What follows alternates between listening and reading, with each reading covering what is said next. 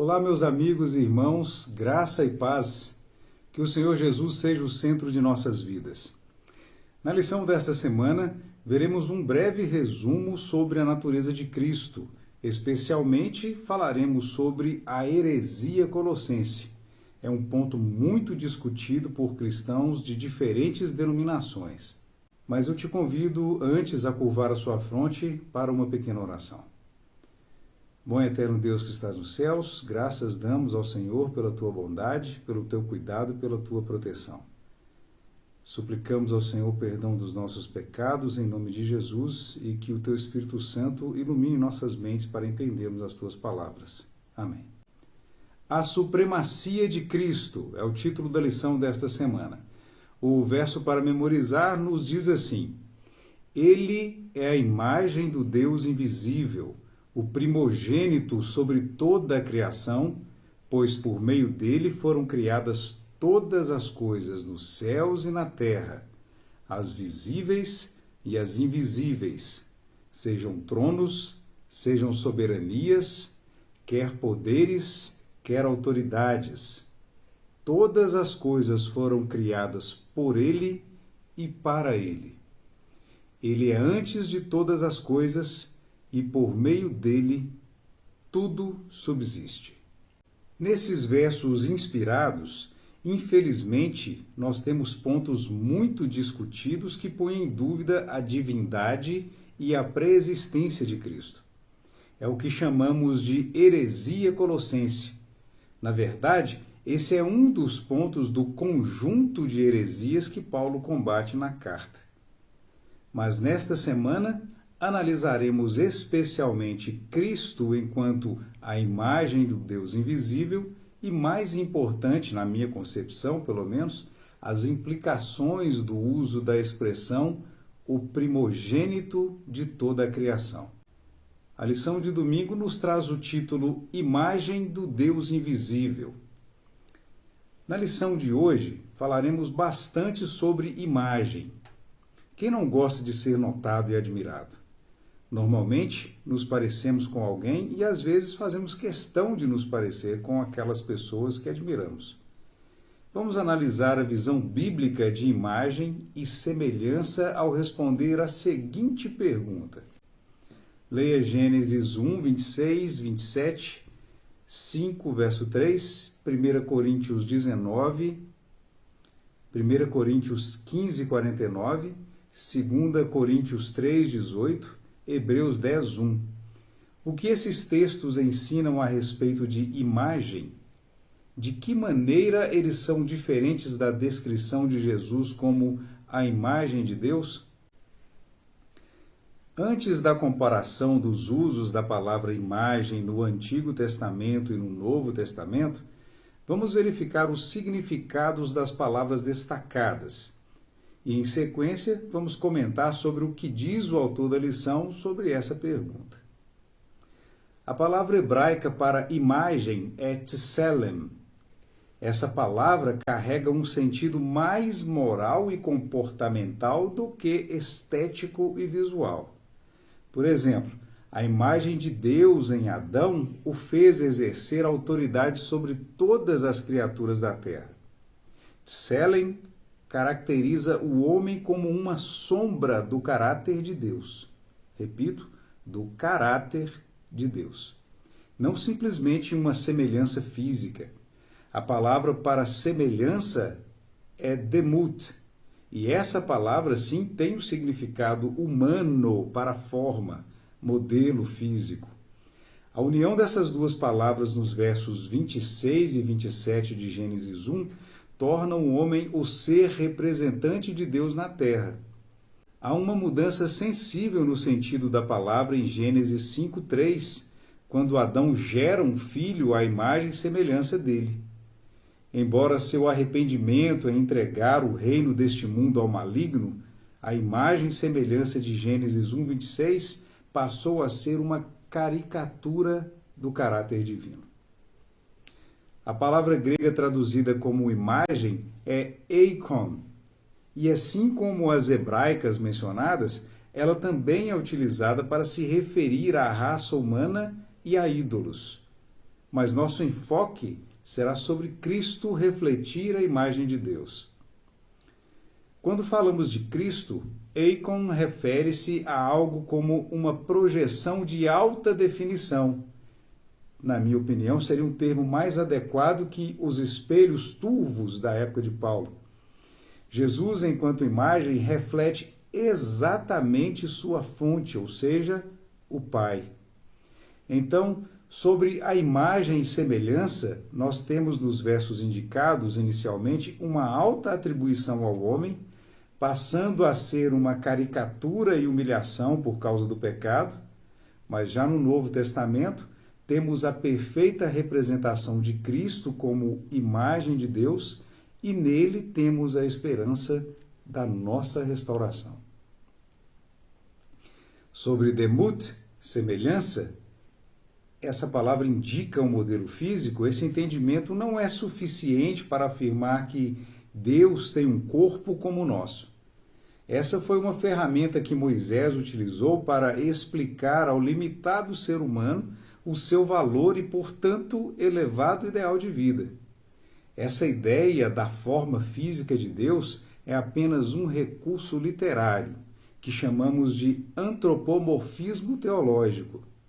É um ato que atribui características humanas, emoções ou forma física humana a Deus, como, por exemplo, a mão de Deus, os olhos de Deus ou a ira de Deus. Esse recurso visa tornar a natureza infinita de Deus compreensível à capacidade humana limitada. É uma figura de linguagem, uma metáfora, uma analogia, uma comparação muito comum na Bíblia, mas não é uma descrição literal. Como reforço desse pensamento, repito as palavras de João: ninguém jamais viu a Deus. Então, o único comentário sobre o parágrafo seguinte é que não há como saber de verdade se somos parecidos com Deus no aspecto físico. E reafirmo que a ideia das palavras tselem e demut, traduzidas como imagem e semelhança, dizem respeito ao caráter divino. Aproveito também para desfazer um engano que tem sido repetido em algumas igrejas que tenho visitado. Alguns irmãos dizem que nós somos os únicos seres no universo criados à semelhança de Deus. E isso não é verdade. A Bíblia diz sim que somos imagem e semelhança, mas definitivamente não sustenta que somos os únicos. No livro de Jó, nós lemos que num dia em que os filhos de Deus vieram apresentar-se perante o Senhor, veio também Satanás entre eles. Estamos falando de uma assembleia em que Deus recebe os representantes dos mundos não caídos e entre eles estava Satanás. Podemos entender esses representantes como descrito em Primeiros Escritos na página 39. O Senhor me proporcionou uma vista de outros mundos. Os habitantes do lugar eram de todas as estaturas, nobres, majestosos e formosos. Ostentavam a expressa imagem de Jesus. Perguntei a um deles por que eram muito mais formosos que os da terra. A resposta foi: vivemos em estrita obediência aos mandamentos de Deus e não caímos em desobediência como os habitantes da terra. Ainda sobre o antropomorfismo teológico, embora Ellen White tenha afirmado que perguntei-lhe se seu pai era uma pessoa e tinha a mesma forma que ele, disse Jesus: eu sou a expressa imagem da pessoa de meu pai. Nessa frase, assim como em outros eventos descritos na Bíblia, um questionamento é respondido sem satisfazer por completo a pergunta. Assim como as 70 semanas que assombraram Daniel e a expressão 70 vezes 7 que expôs a falsa modéstia de Pedro ao ser perguntado sobre a forma do Pai, Jesus então responde que ele é a expressa imagem do Pai.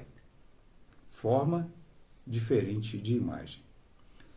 Leia Mateus 11, 27 e João 1, versos 1 e 2, 14 e 18.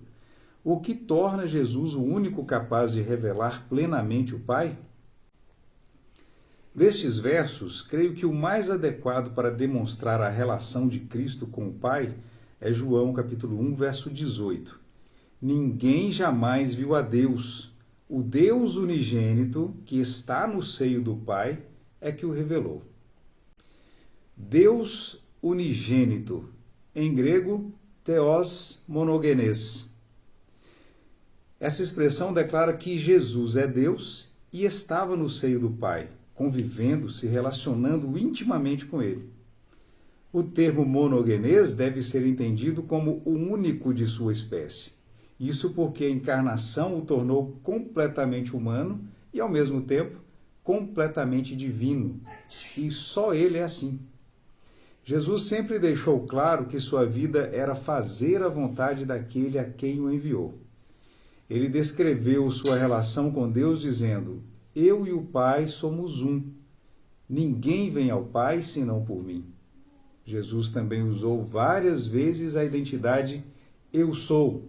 Por exemplo, eu sou o pão da vida, eu sou a luz do mundo, eu sou o bom pastor, eu sou a ressurreição e a vida, e antes que Abraão existisse, eu sou. Ele brilha nas trevas e ilumina o caminho. Ele é o único bom pastor. Ele, apenas ele, tem vida em si mesmo e venceu a morte. E ele existe desde sempre. A lição de segunda-feira traz o título O Primogênito de toda a Criação. Embora o claro esforço do autor da lição em buscar explicar o uso da palavra primogênito e seu uso no Novo Testamento, especialmente quando Cristo é mencionado como o primogênito de toda a criação, é perceptível que o objetivo não foi alcançado. O simples fato de comparar a importância de uma função assumida por alguém e por isso considerá-los como primogênitos não é argumento suficiente para compreendermos que o termo primogênito aqui não tem o significado de gerado. Especialmente porque os exemplos dados, como por exemplo Moisés, o rei Davi e a própria nação de Israel, todos esses foram gerados, ainda que nas palavras do autor, nesse contexto, o termo primogênito transmite a ideia de supremacia, ou seja, o primeiro em importância. A questão principal aqui, contudo, se trata do uso do termo primogênito para se referir a Cristo, e isso pode pôr diretamente em xeque a sua divindade. A questão continua sendo se o pré-existente fora gerado. Inclusive, a resposta à questão por que Paulo chamou Jesus de primogênito de toda a criação, nem de longe foi respondida pelo autor nos parágrafos que se seguem na lição desta segunda-feira. Uma boa explicação pode ser encontrada na análise textual em grego, especialmente a palavra traduzida como primogênito. Primeiramente, precisamos conhecer a ameaça que rondava a igreja de Colossos, a corrente filosófica chamada de gnosticismo. Mesmo que alguns estudiosos defendam que o gnosticismo tenha surgido como doutrina em momento posterior ao período da carta, ou seja, tenha surgido anos após Paulo escrever aos Colossenses, há traços do pensamento gnóstico mesmo antes do nascimento de Cristo. Uma das teorias do gnosticismo é que de Deus teriam saído vários seres, normalmente se diz emanado de Deus. Esses seres eram chamados de éons, e desses éons Cristo seria o primeiro, teria o poder de criar e seria o responsável pelo controle dos demais seres semelhantes a ele. Então, o que temos na carta é uma defesa de Paulo em relação à autoridade e divindade de Cristo, por mais que pareça a alguns que o apóstolo tenha enumerado o Senhor Jesus Cristo entre os seres criados.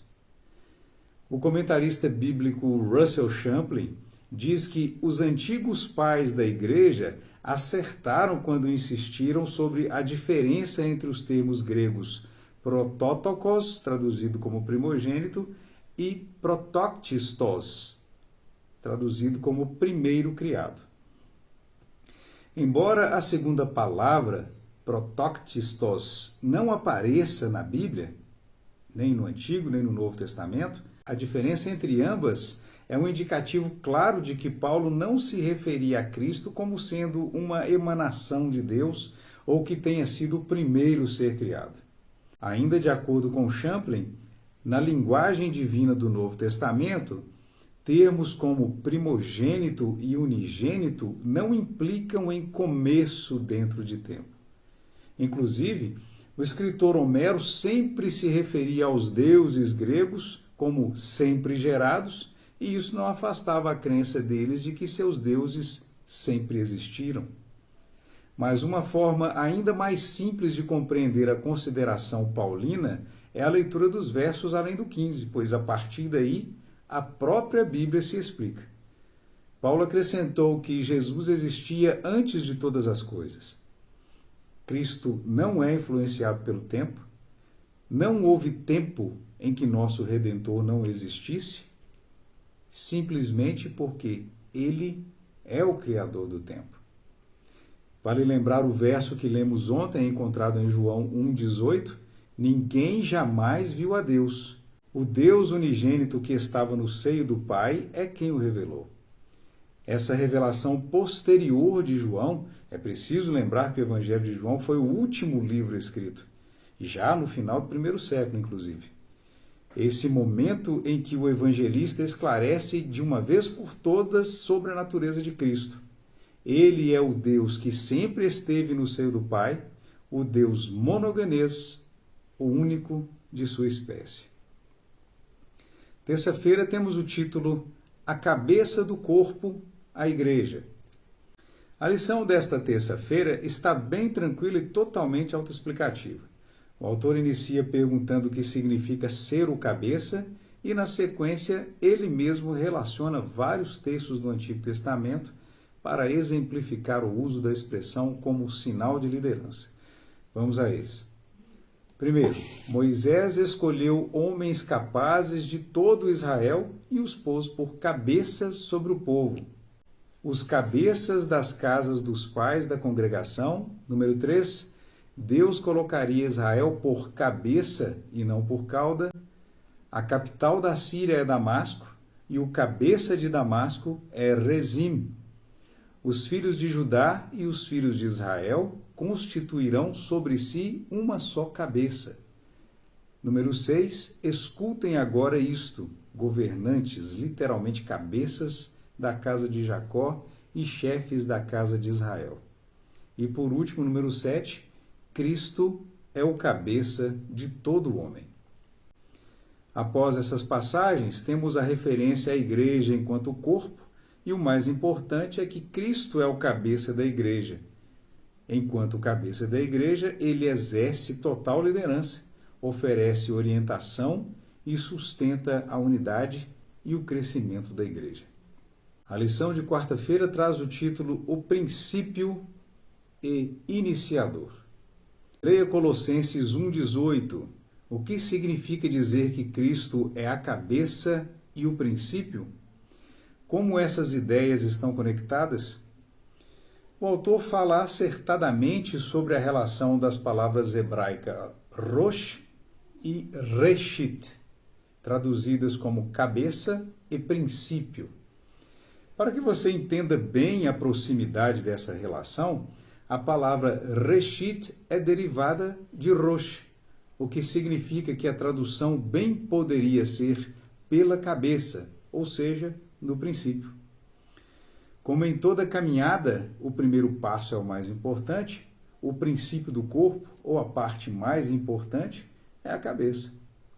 Cristo é a representação e a personificação da primazia sobre todas as coisas. Ele é o cabeça da humanidade e também da igreja. Em grego, a palavra traduzida como princípio é arche, e ela tem um significado bastante amplo. Em Colossenses, princípio se refere a Jesus como a fonte e o iniciador da igreja, e, portanto, a cabeça dela, da mesma forma que é o princípio ou iniciador da criação. Quanto a Jesus ser o primogênito dentre os mortos, nós precisamos relembrar o uso da palavra prototokos, com relação ao tempo e à importância do evento da ressurreição. O autor diz quase com razão que a ressurreição de Cristo não foi a primeira. E temos relatos bíblicos que comprovam essa informação, inclusive o Senhor Jesus ressuscitou 3 pessoas no seu ministério terrestre. Contudo, nenhuma dessas ressurreições foram iguais à dele. Ele disse: ninguém tira minha vida, eu voluntariamente a dou. Tenho poder para dá-la e tenho poder para reavê-la. Este mandato recebi de meu Pai. Não é fantástico? Embora alguns argumentem que na ressurreição de Cristo o anjo o chamou ou que o Pai o tenha ressuscitado, o último escritor canônico registrou as palavras de Cristo, que disse: tenho poder para dar a minha vida e tenho poder para reavê-la. Então, enquanto primogênito dentre os mortos, além de primogênito, ele é o unigênito dentre os mortos, porque a sua ressurreição dependia apenas dele, conforme o mandato de Deus Pai. A lição de quinta-feira vem com o título Reconciliando todas as coisas. Vamos ler Colossenses 1, 19 e 20 e depois responder a pergunta: o que é a reconciliação que aconteceu por meio da cruz e quão abrangente ela é? Porque foi do agrado do Pai que toda a plenitude nele habitasse, e que, havendo por ele feito a paz pelo sangue da sua cruz, por meio dele reconciliasse consigo mesmo todas as coisas, tanto as que estão na terra como as que estão nos céus. A reconciliação e a definição da plenitude podem ser bem respondidas conforme o texto extraído do site Bible Hub. Jesus não é apenas cheio de Deus. Ele incorpora a natureza divina completa e de forma permanente. Dessa plenitude inesgotável, ele continuamente supre a graça dos crentes. Na sequência do dia, o autor ainda usa frases interessantes para a definição da plenitude. Por exemplo, essa plenitude envolve vários aspectos: a eternidade, seu poder de criar e recriar, e no contexto da lição dessa semana, que julgo mais importante, a autoexistência. Em seguida, o autor segue a linha mais romântica possível ao destacar o amor. E sim, Deus amou o mundo de tal maneira que deu seu Filho unigênito, o único de sua espécie, o Deus homem. Mas é importante você ter em mente que o ponto central do grande conflito não é o meu, nem o seu pecado, nem a nossa necessidade de um Salvador. O que está em jogo nessa batalha cósmica é o caráter do Pai, que será totalmente vindicado quando Cristo retornar e vencer definitivamente a morte. Mas mesmo que não sejamos o centro do conflito, podemos ser os privilegiados em usufruir da vitória de Cristo sobre o mal. Quando terminar a grande controvérsia, tendo sido completado o plano da redenção, o caráter de Deus será revelado a todos os seres inteligentes. Sexta-feira, o estudo adicional, um pequeno texto para a nossa meditação. Cristo é o Filho de Deus pré-existente, existente por si mesmo. Jesus nos garante que nunca houve tempo em que ele não estivesse em íntima comunhão com o eterno Deus. Ele era igual a Deus, infinito e onipotente. É o Filho eterno, existente por si mesmo. Santo e bom Deus, agradecemos ao Senhor pelas maravilhas da Tua palavra, por desvelar, por retirar o véu das nossas vistas e podermos entender que o Senhor, para vindicar o seu caráter, nos incluiu nesse plano fantástico da salvação. Nós agradecemos ao Senhor por essa sua bondade, pedindo mais uma vez o perdão pelos nossos pecados e suplicando que o Senhor nos receba em seus braços pela graça e pelos méritos de Cristo. Em nome dele. Amém.